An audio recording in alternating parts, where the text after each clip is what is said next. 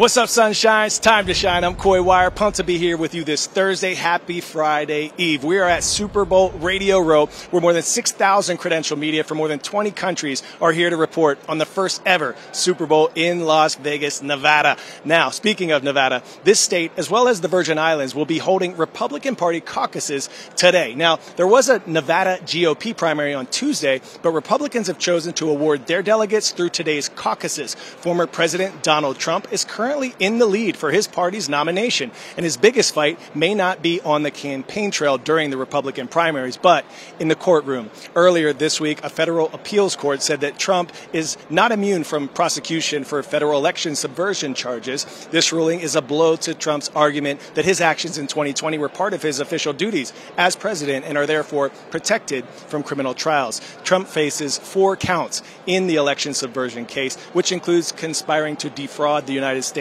and to obstruct an official proceeding. He has pleaded not guilty. Now, the timing of this trial will be up to the Supreme Court. Trump's defense team hopes to delay his criminal cases until after the 2024 election. Now, speaking of the Supreme Court, that leads us to another legal fight for Trump. Today, the nation's highest court will hear oral arguments on whether states can remove Trump from election ballots. Last year, Colorado's state Supreme Court ruled Trump is constitutionally ineligible to run in 2024 because of the 14th Amendment's ban on insurrectionists holding office covers his conduct on January 6, 2021. And they aren't the only state looking to remove the former president from election ballots. The last time the Supreme Court was at the center of a presidential election battle was back in 2000, where their ruling delivered the presidency to Republican George W. Bush by halting a Florida vote recount. There's a lot to unpack with these cases, but let's turn now to our legal analyst, Ellie Honig, who looks at what the Supreme Court justices will and won't be deciding in the Trump ballot eligibility case. Don't expect the Supreme Court to decide whether Donald Trump did or did not engage in insurrection. I'll explain why in a moment. You probably know by now that the 14th Amendment says that anyone who has engaged in insurrection cannot hold office, and that Colorado has disqualified Donald Trump from its ballot under that provision. Now, here's what the Supreme Court will be asking about. Donald Trump's team will argue that while the 14th Amendment does specify certain offices, senators, representatives, and others, it actually says nothing specifically about the president. Colorado is going to counter that, yes, but the 14th Amendment actually does say it applies to officers of the United States. This will be a close call. It'll come down to how the justices choose to interpret those words in the Constitution. Watch for Trump's team to argue that it's up to Congress and not the individual states to decide whether and how to apply the 14th Amendment. Colorado will argue that the states have the power to enforce the 14th Amendment. The problem here is if the Supreme Court allows the states to make these decisions on their own, we could end up in a situation where major party candidates are kicked off the ballot in some states, but not others. So how about the big question? Did Donald Trump engage in insurrection? Of course, Colorado claims he did, and Donald Trump says he did not. But don't expect the justices to go too deep into this question. First, that's just not what the Supreme Court does. They don't hold trials, and they don't find facts. Second, they don't need to decide this question. The Supreme Court always likes to rule as narrowly as possible. And the Supreme Court tries to base its rulings on procedural and constitutional issues like the ones we just talked about. However this case comes out, we will see history in the making. Now I gotta go. Now, as this election season heats up, there is another complicated issue that could affect political outcomes: AI-generated deepfakes. A deepfake refers to audio or video that has been created using artificial intelligence, and these deepfakes can look and sound realistic. There are tools that can detect these hoaxes, but we're still playing catch-up, if you will. CNN's Donnie O'Sullivan investigates one mayoral election that may have been affected by the misuse of this technology. When Democrat Paul Vallis ran in a contentious race last year for Chicago mayor, he faced an unprecedented attack, a deepfake created using artificial intelligence. We need to stop defunding the police and start refunding them. So you've never actually heard the audio? No, I never have. Oh, wow. Well, I'm going to play it for you. No, you don't need to. It'll only aggravate me. Okay.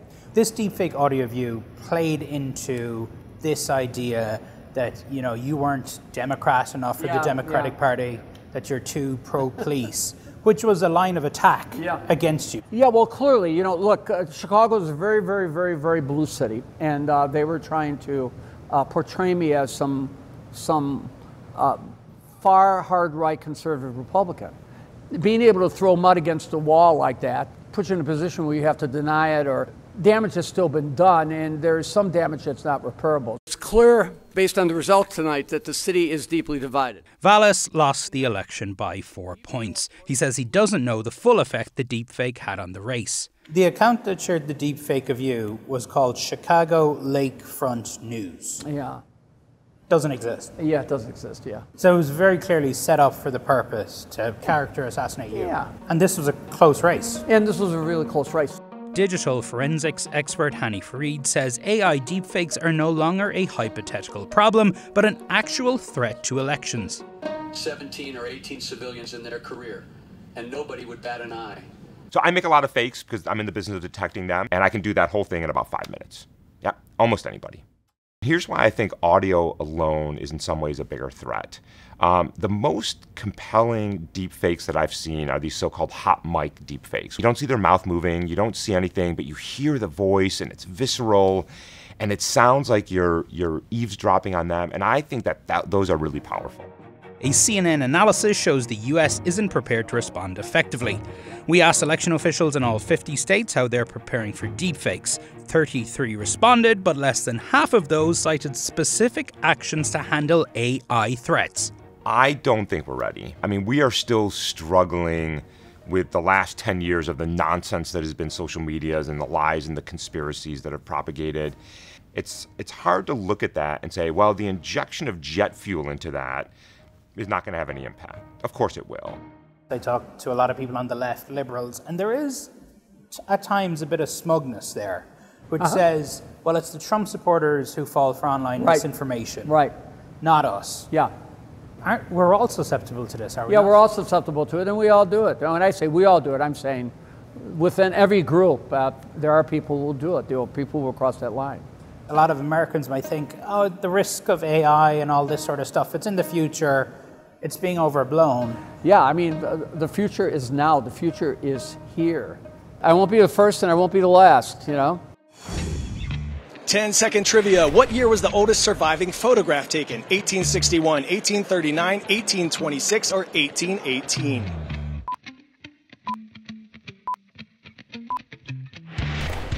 If you said 1826, put your hands up. According to How Stuff Works, it took French inventor Joseph Niepce 8 hours to produce the photo using his primitive camera.